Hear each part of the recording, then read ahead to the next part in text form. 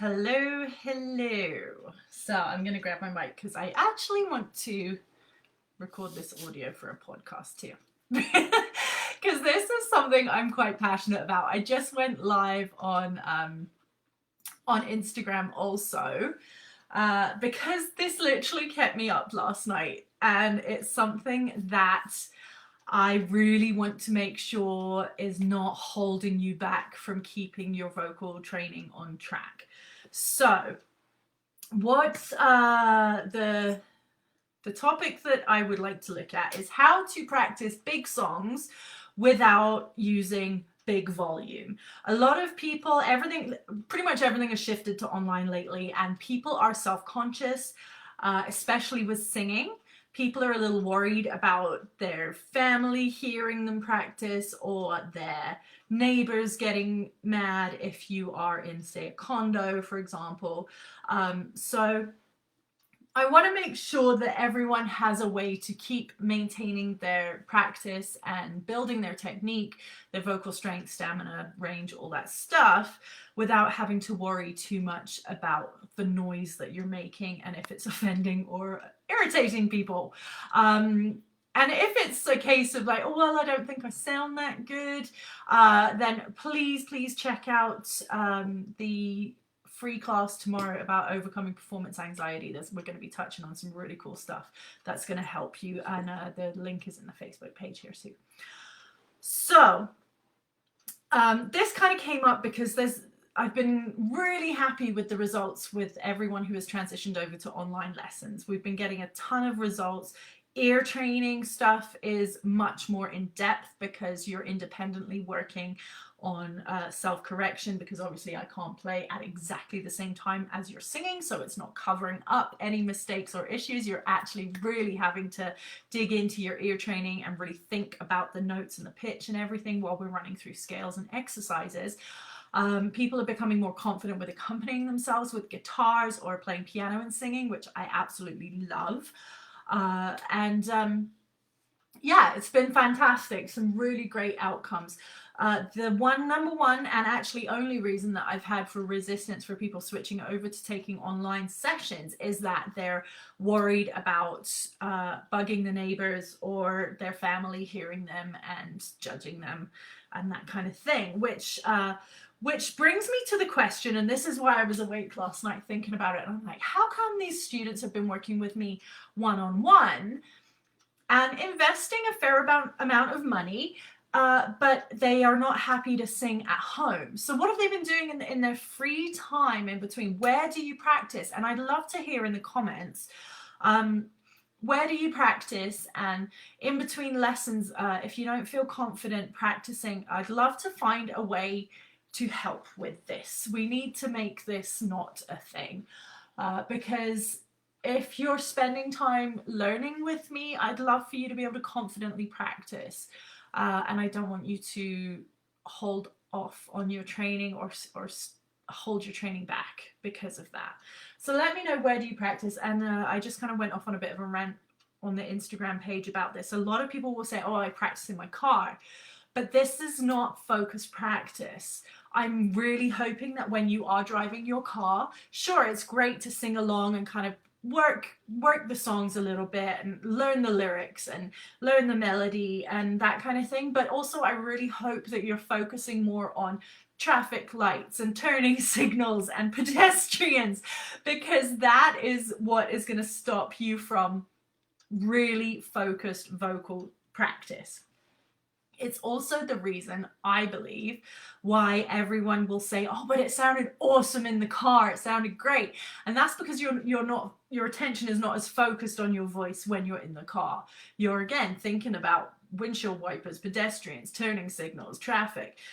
So you're not like, oh, well, did that feel perfectly placed? Did it sound exactly how I want it? Was the tone a little bit wonky? So all of these things that you are thinking about when you are face to face with me, you are a heck of a lot more focused than you would be driving a car. So focused practice is really, really important. Casual practice, like in the car or I'm not sure where, in the shower or what have you, that is great. It's awesome. Practice is practice. It's really important, but practice does make permanent. So if you're practicing incorrectly, be very careful. See my other rant about practicing a cappella. Without the benchmark, your voice can go completely out of tune. So practice makes permanent. So make sure that your practice is valuable, even if it's 5-10 minutes a day. So what I want to do is give you a bunch of exercises that you can keep working on big songs without making big noise and without annoying your neighbors.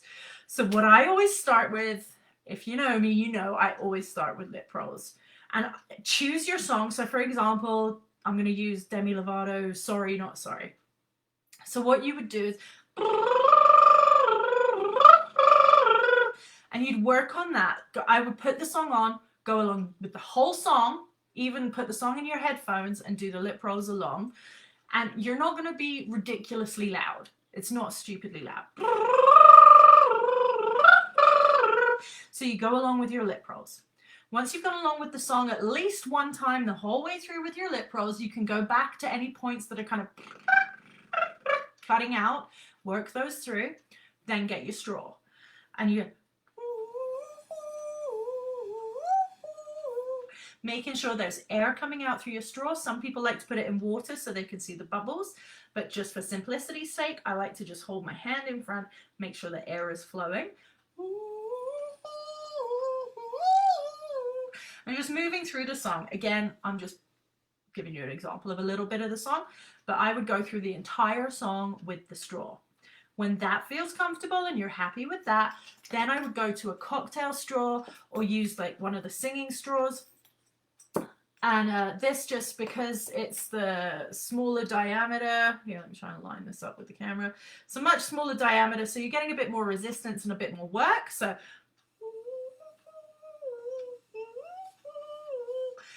then I go through the whole song with the straw.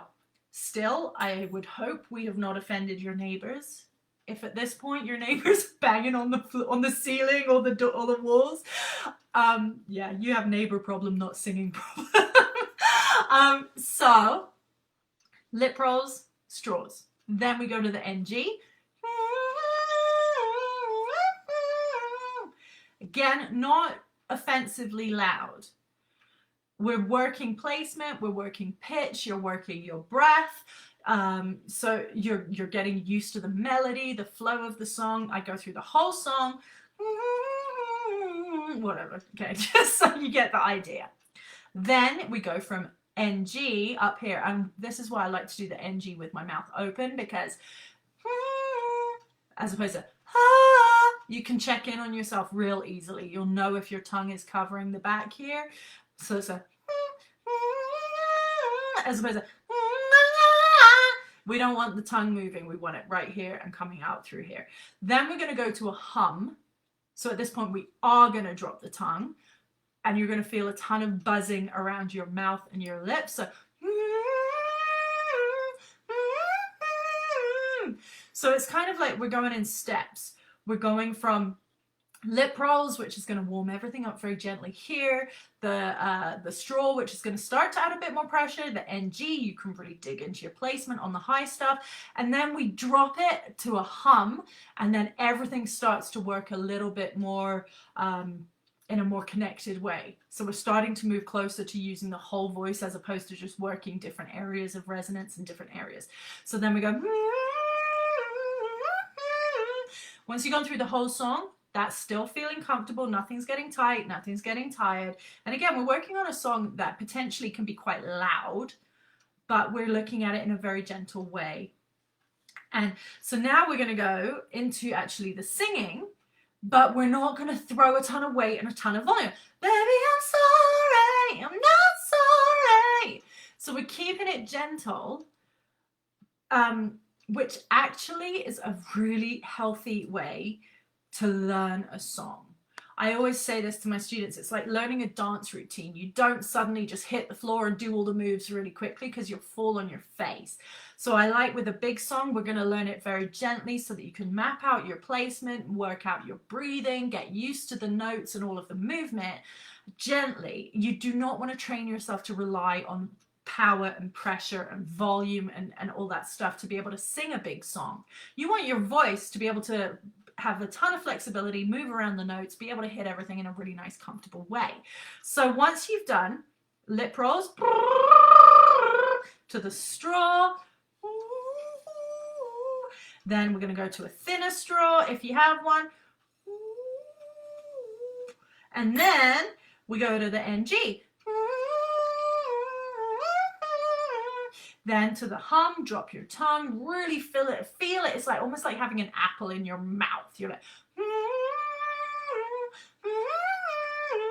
really relaxed, really resonant. And then, baby, I'm sorry, I'm not sorry. Keeping it really gentle, really fluent, really fluid, just moving through your range in a really relaxed way. And then when you are in a space to be comfortable, your voice knows where to place the notes. You know when to breathe. You've got that confidence with the pitch. You're not relying on volume to hit the notes, and you can dig into the song. So be careful, please, not to hold back or lock it in. Okay, even though we're going gentle, we're not, baby, I'm sorry, not sorry. You don't want to lock it back. Even you can stay that gentle. Baby, I'm sorry, I'm not sorry. You can stay really gentle without locking it in and holding it back, okay? So this is all about gentle release, gentle movement, trusting the flexibility, trusting the placement. And then when you're in a safe space, you can go and really dig in. So on that note about being in a safe space, I understand you in a condo, you have neighbors. I had to move house because I have a obnoxiously yappy dog, and I had to sell my home because it was either the dog or my house. So I chose the house because I love my dog. So I understand you have to be respectful of your neighbors. You have to be respectful of the noise. But I don't want you to ever feel shame about your voice. So for example, if you are in a house or if you are in a place where you can make noise, I don't want you holding back because of fear of like, oh, your husband or your kids or whatever are going to hear you. You are working on progressing. Okay, you're working on improving. And I really hope that the people who are around you and who hear you are supporting that. You're working on getting better. So by not practicing, you're not going to be improving. And when the time comes for you to sing nice and loud and nice and strong, you'll have missed out this huge opportunity to have really dug in and worked on your voice. So if you do have a little bit of performance anxiety, if you are terrified about singing in front of people, I've had incredible progress and I'm so thankful. And I'm going to mention Travis right now. He had one lesson in person before everything got kind of shut down, and we have been working consistently online, and his voice has just shown immense improvement. He's gone from never singing in front of a human other than me that one day we met the first time in person, to now he gets his guitar out and sings in front of people, and people are like, Travis, there's a song, do a song.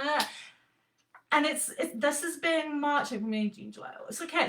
It's been 5 months, but he's been consistent and he's been practicing and he's got these results, and it makes me so happy. So don't hold back. Remember when you are practicing and when I practice, we make stupid noises, we make mistakes. That's how you learn, okay? And also, see, that's the reason I had to move. Thanks, Harrison, for your input. Check out tomorrow. Okay, this is, I'm going to give the date because I'm going to throw this on a podcast too. So Thursday, August 27th, 6 p.m, free class on overcoming performance anxiety. So please check that out if you do get very nervous performing in front of people or even practicing at home. Because if you are in a space where you can practice at home, but you're worrying about judgment, I want to help you overcome that because you deserve it. And if you love to sing, you should sing. So that is my passion. That is my goal for you. And these are the exercises that are going to help you maintain your strength, stamina, pitch, placement, power, all in a very gentle way. So I hope this helped. Let me know in the comments what's holding you back from practicing, and let's see if we can overcome that. Thank you so much, and I hope this has helped. Have a great day.